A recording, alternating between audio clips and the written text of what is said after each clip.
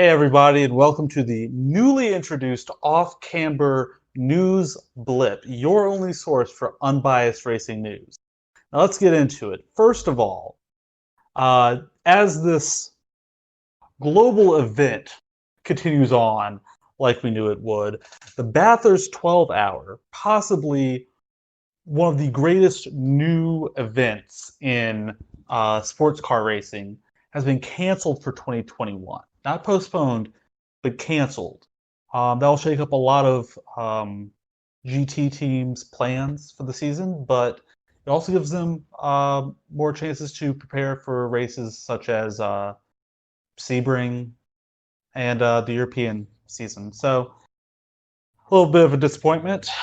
Um, but in other Australian news from down under, G'day, yeah, mate.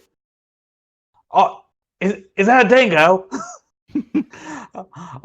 So the Gen 3 supercars regulations for 2022 have been announced, and muscle car fans, I think you've just found your new favorite series. The Camaro is coming in to replace the Holden ZB Commodore. I'm sorry, ZB Commodore as the GM entry. The bodywork will be almost entirely factory sheet metal with reduced aero and a wider stance. Most of the suspension will be control parts, so spec parts.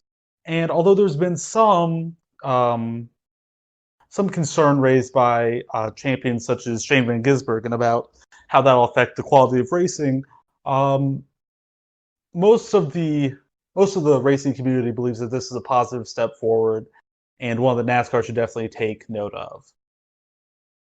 Sorry, not sorry. Speaking of NASCAR, Chase Briscoe will drive the number 14 for Stewart-Haas Racing in 2021, moving up from his phenomenal run in the Xfinity Series the past 2 years. Congrats to him. Yeah, that was well deserved. Indeed, yeah. I think he, with his victory at Darlington, I think he captured everyone's hearts and minds, and he just ran with it. Yeah. So, hey, if he can bring some of that Xfinity magic to the Cup side, who knows? Maybe Kevin Harvick will get a run for his money at SHR. A good car. Yeah. Now here's the surprising one. Eric Jones will drive the number 43 for Richard Petty, replacing Bubba Wallace. Corey, what are your thoughts on that? Do you think that's the right place for him, or do you think that's just a holding pattern until something else opens up? I think at this point that may be the right place. With the way, to be honest, the NASCAR silly season, the way it's been shaking up, it seems like the number of full-time seats are just dropping like flies. And I'm excited to see how some things are going, but then I see, the way some teams are going is like, eh. So I think that might be his best bet at this point. We'll see how it goes. He seems pretty excited about it. So definitely not a front-running team yet, but hopefully, are they Chevy team currently? Yep, still Chevy. Okay, so with the new the cross the board engine regulations, or the cross the board, I guess homologation, if you will, of the engines between RCR and Hendrick, maybe they can get a boost on the engine side, because being a Chevy team, they've been down, so maybe pooling the resources, they'll get a bit of a boost. So yeah, I think that's probably the right place for him right now. So we'll see in the future. We'll see how things go this next year. But yeah, pretty exciting. Yep. And now for the big one. Kyle Larson, the high, wide, and handsome man from Elk Grove, California, has been reinstated, and Dirt Nation rejoices. He's going back to NASCAR, but we don't know where yet. The odds are, because he is currently still a Chevy driver, and Chevy, I think, released a statement saying that they support him and they're okay with the reinstatement, and they were part of it. So let's think about the Chevy seats that are open. What's probably the number one Chevy seat that's open right now? Hendrick. Number 88 car. Yep.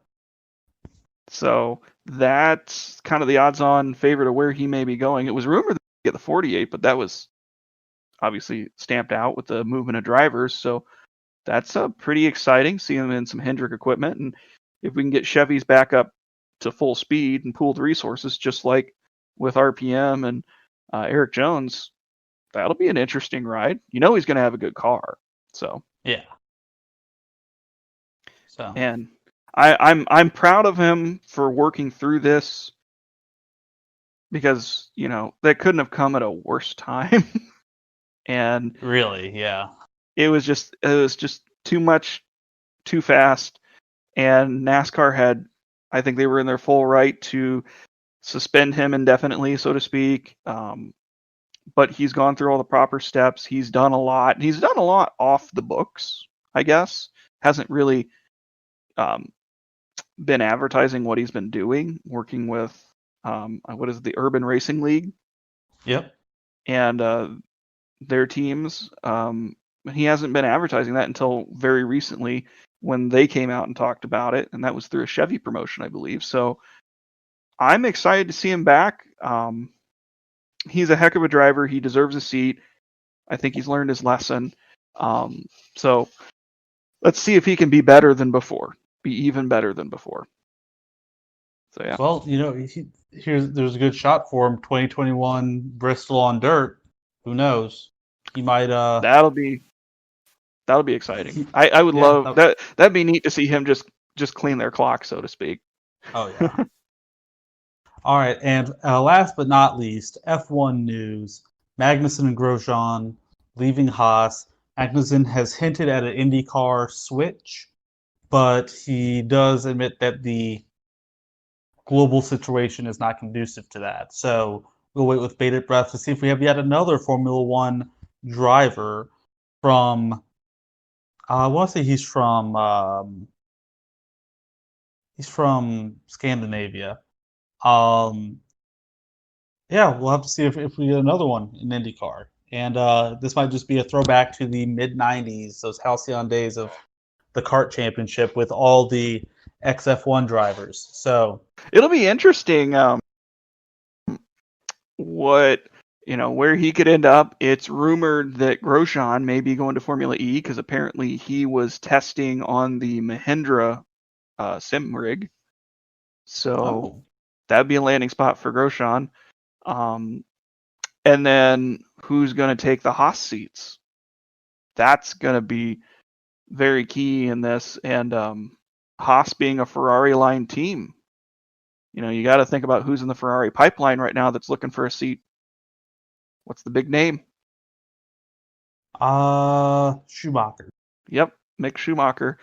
He's been rumored and linked to a seat at Alfa Romeo, but with these two drivers leaving, that may be part of a big orchestrated shuffle to get a bunch of the Ferrari proteges coming up through. So I have to believe that between those two teams, Mick Schumacher may have a seat coming up next year. Well, if you needed any other reason to get back into Formula One, the return of the Schumacher family is more than enough reason for you to tune in when the season starts at Australia next year. Yeah, it's going to be pretty exciting. And yeah. So, all right, Chris, do we have anything else? Not that I've seen or heard. As always, we are keeping our finger on the pulse of the racing world.